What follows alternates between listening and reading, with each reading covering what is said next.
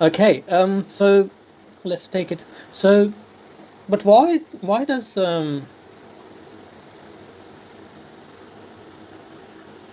evolution occur? Why can't we have end of history, as some people have said? And maybe we are living in end of history. And even those people who are talking about the collapse of this capitalist civilization, they are not sure whether there's any alternative um, going to emerge at the end of the at the end of the tunnel, because they don't see any alternatives developing within the womb of the existing capitalist society. Anyway, so for example, if you study Wolfgang Streeck, for example, he's a political economist, German political economist. I think he's a Adorno's student, but I'm not sure about that. So, for example, in his book, how capitalism will end, or something like that, he says that capitalism actually will wither away, and people won't even realize it, because there isn't going to be any revolution, because there's nothing else, emerging which can replace. So some people believe that. So it's not necessary that there is a revolution, but if a revolution happens, then it's a good question. I mean, natural question to ask: why does a revolution happen? Obviously, there are revolution in history. We have seen, we had. We had Roman civilization. I mean, we had Greek civilization, Iranian civilization. They were never a totally universal civilization, but Roman civilization was quite, even though it wasn't a universal civilization like modern Western civilization. I mean, universal in its actual expense. I mean, so we had Greek civilization, and we had Iranians, and then so we had Greeks, Roman civilization, then it was replaced by Christian civilization, we had Muslim civilization, and now we have modern Western civilization. So revolution do happen, so at the civilizational level. So why do revolution happen? And that's an interesting question. Now, why do revolution happen? Why? And also who are the agents of revolution? Who are the agents of revolutions? And do the revolution even need agents? Or even if we have agents, do they control the changes in history, or they are being used by historical march of history, as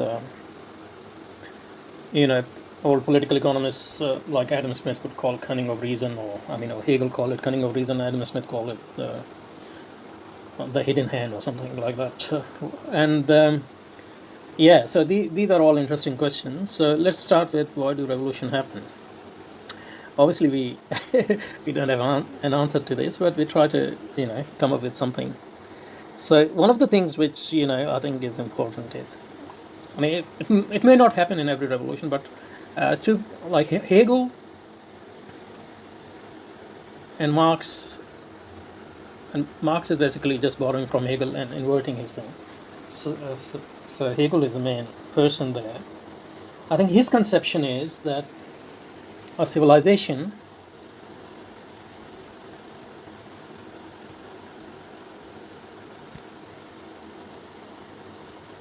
when it becomes internally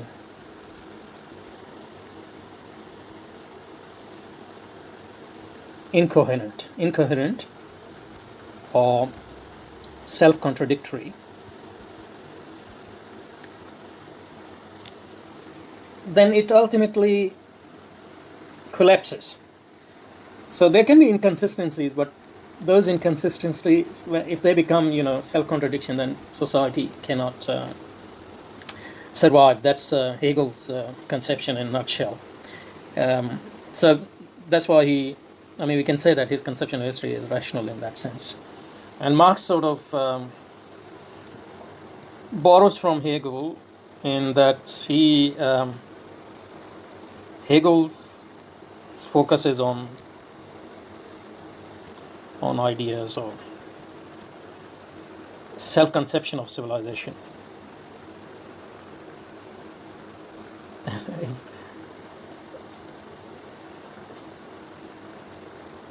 On the other hand, Marx applied this to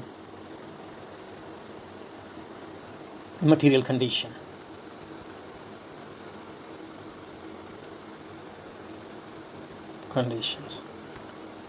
So,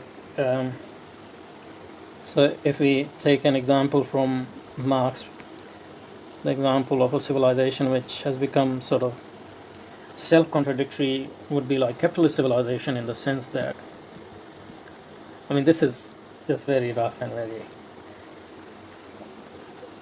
superficial, but just to make the point.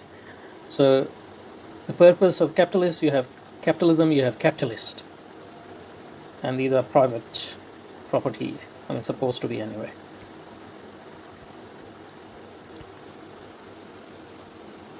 So they own capital, and capital is anything which the sole purpose of which is to actually make something more. That's what definition of capital is.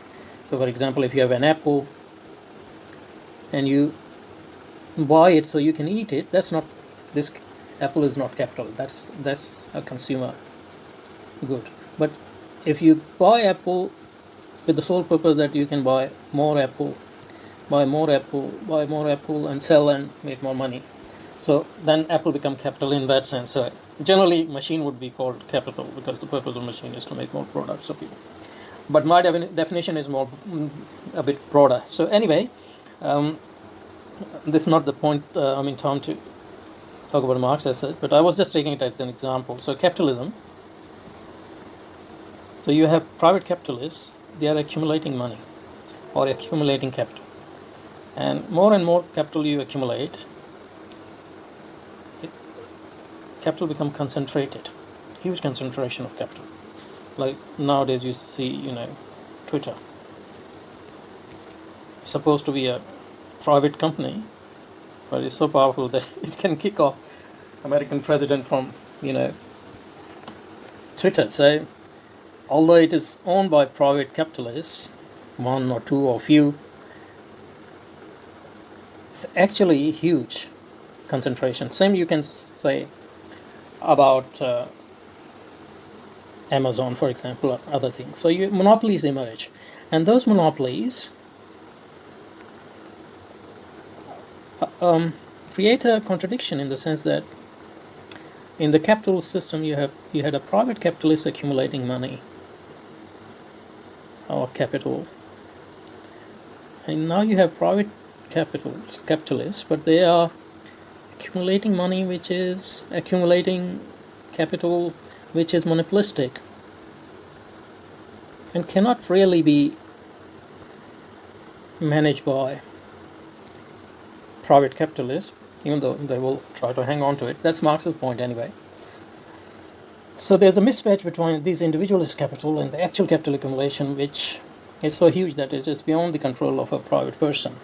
So those private persons end up becoming proxy governments or proxy states, and they manage capital for their own benefit rather than for the benefit of humanity as a whole. So the contradiction is this: although the actual accumulation of capital is social, in the sense that monopolistic, everybody is actually contributing to it, but its main benefit is going to private capitalists.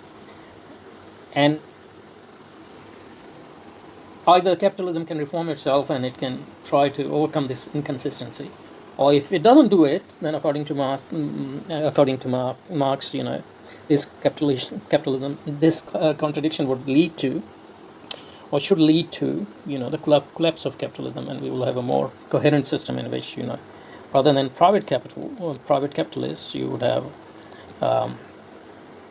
a state, for example, which is big enough to look after huge monopolies and give the benefit for everybody, in theory at least. So that's the contradiction. So that's the Marxist. So then capitalism will collapse because of the fact that it has internal inconsistencies, which lead to contradictions within, and if contradictions are not resolved, you have revolution. Hegel's examples are more to do with self-conception or ideas, and I don't think he ignores material condition, but his focus is not material condition, because for him rationality and ideas are more important. So in his different books like Phenomenology of Spirit, for example, or Phenomenology of Mind, whatever you want to translate it into, you have an example of master and slave dialect, and he talks about contradiction there. Or in Greek civilization, you look at the Greek tragedy, for example, Sophocles' his work, for example, and see contradiction in his Greek civilization, for example, and that contradiction is not resolved within that civilization. So that's why that civilization collapses, and it transforms into, or it replaced by more coherent civilization. Similarly, master slave dialect, that collapses, and you have transformation into a more seemingly more system. It's a more coherent system, like Christianity, for example. So I won't go into these actual what was the contradiction, but I might pick up this in the later videos. But what I wanted to say was that according to Marx and Hegel, at least, revolution happened because of internal contradiction within a civilization or within an institution. Internal contradiction. And according to Hegel, those are more rationality-based contradictions. According to Marx, they are centered on material condition. That's not the main point. The main point is the revolutions happen when a civilization develops contradiction within itself, and contradiction doesn't necessarily lead to a collapse of civilization. A civilization, if it has resources within itself, it can gather itself and try to reform itself and try to remove those contradictions. But if those contradictions don't resolve themselves, then that civilization collapses. So this is, it doesn't exhaust the explanation, but it gives us one very powerful idea. We don't have to be Hegelian or Marxist to use this idea of internal contradiction of a civilization for understanding revolution or transition from Christianity to modernity. One last point I want to make is, and I think I will develop this in next videos, that you don't have to have necessarily an agent of revolution as such, or one agent of a revolution, or people don't have to be consciously, working for those revolutions. At some point it become obvious and people start, self-consciously, become self-conscious of what is happening. But so, for example, when, Luther presented his thesis, or he rebelled against the Catholic hierarchy, I don't think he was thinking of a civilizational revolution, or he was looking for some sort of revolution or reform within the church. But those actions can lead to, because once you, as Foucault, I think somewhere says that, you are free to, I think something like that, he says that you are free to say whatever you want to say, for example, but once you have said something, so for example, once I've made this video, and now I don't have any control over what I have said, and they can take any form. They can stimulate someone, they can depress someone, so Luther did whatever he did, but he didn't have any control over various consequences of his action, which were felt throughout the history of Europe, and led to many other civilizational changes, which ultimately led to a revolution at the civilizational level, which gave us our modernity. Okay, so I think I'm going to stop here, and we'll see. We'll pick up these points in the next video. Thank you.